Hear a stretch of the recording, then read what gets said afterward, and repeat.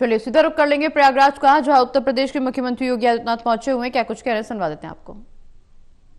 उस दिन उपस्थित थे। ये दोनों दल चाहते थे और सनातन धर्म विरोधी चाहते थे कि बड़ा हादसा हो जाए। हमारी पहली प्राथमिकता थी कि किसी भी स्थिति में इसको हम जीरो हादसे तक लेके जाएं। लेकिन दुर्भाग्यपूर्ण तरीके से घटना घटित हुई, लेकिन जितने क्विक रिस्पांस से प्रशासन ने और सभी संबंधित संस्थाओं ने कार्य लेकर के उन्हें हॉस्पिटलाइज किया, उसमें कुछ लोग उस हादसे के शिकार हुए। वह दुखद है। उन सभी परिवारों के प्रति हम लोगों ने अपनी संवेदना भी व्यक्त की और उसके लिए कुछ आर्थिक मुआवजा भी घोषित किया। यद्यपि किसी व्यक्ति की कमी मुआवजे से नहीं हो सकती, लेकिन तब भी हम लोगों ने एक प्रयास किया। घायलों का प्रॉपर उपचार कराया।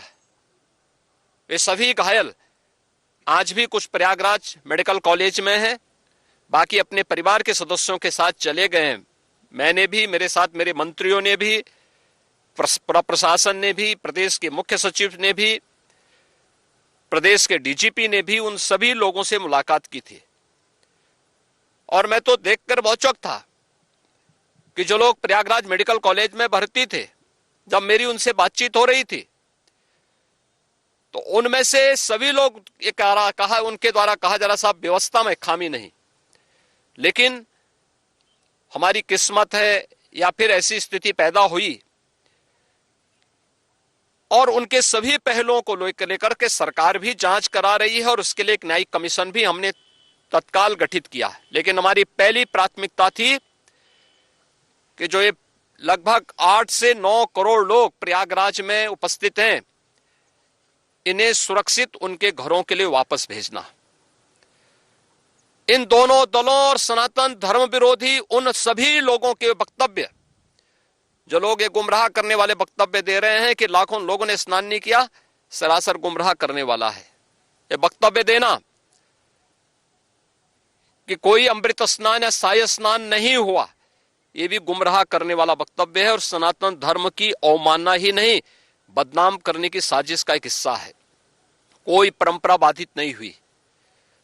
मौनी अमावस्या का स्नान पहले दिन सायकाल 7:30 बजे से प्रारंभ हो गया था और अगले दिन पूरे दिन भर देर सायकाल तक मौनी अमावस्या का मुहूर्त था। स्वाभाविक रूप से अखाड़ों ने हादसे के तत्काल बाद मेला प्राधिकरण के साथ बातचीत करके अपने स्नान को स्थगित किया था कुछ देर के लिए। और फिर जब मेरी उनसे बातचीत हुई दोपहर के बाद, सभी अखाड़े और पूज्य संतजन, आचार्य महामंडलेश्वर, वे इस स्नान का हिस्सा बने और वही परंपरागत तरीके से सभी स्नान भी हुए। इस महाकुंभ में 3 अमृत स्नान थे, मकर संक्रांति, मौनी अमावस्या और बसंत पंचमी। इन तीनों में अमृत स्नान हुए जिसमें सभी अखाड़े भागीदार बने। पौष पूर्णिमा से आयोजन प्रारंभ हुआ। समाजवादी पार्टी के अध्यक्ष का यह वक्तव्य भी कि सरकार ने 100 करोड़ की घोषणा की थी, मुझे लगता है कि उनको बयान थोड़ा पढ़ना चाहिए। ये लोग 12 बजे सो करके उठने वाले लोग हैं। कार्यालय स्टाफ जिस प्रकार का इन्हें नोट बना करके देता है, ये उस प्रकार का वक्तव्य बना करके सामने प्रस्तुत करते हैं और फिर उसके अनुसार उसको लीडर के रूप में नहीं बल्कि एक रीडर के रूप में सबके सामने उस वक्तव्य को पढ़ करके अपनी जगहंसाई करते हैं और राजनेताओं की भी जगहंसाई करते हैं। यही स्थिति इन्होंने, मैंने बार बार कहा कि महाकुंभ में 40 से 45 करोड़ श्रद्धालु इस पूरे महाकुंभ के आयोजन में भागीदार बनेंगे। और मुझे बताते हुए यह भी प्रसन्नता है कि पिछले 22 दिन के अंदर इस महाकुंभ में 38 करोड़ श्रद्धालु अब तक यहां आ चुके हैं।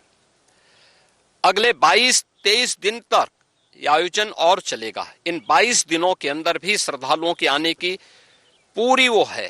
आज भी आप देख रहे होंगे, कल बसंत पंचमी अंतिम अमृत स्नान संपन्न हुआ। माघी पूर्णिमा 12 फरवरी को और महाशिवरात्रि 26 फरवरी को होगा। करोड़ों की संख्या में देश और दुनिया का हर श्रद्धालु आना चाहता है। आज भूटान के महामहिम नरेश ने भी यहां पर अपने देश के तमाम लोगों के साथ में इस आयोजन में वे सहभागी बने। पूरी दुनिया आ रही है, लेकिन इन दलों ने जिन्होंने सनातन धर्म के खिलाफ सपारी लेकर के एक षड्यंत्र करने में लिप्त हैं, इनका षड्यंत्र कामयाब नहीं होगा।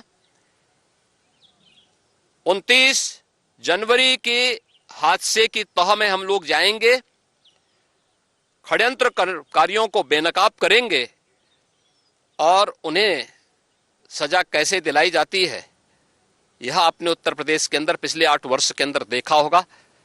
आगे भी आप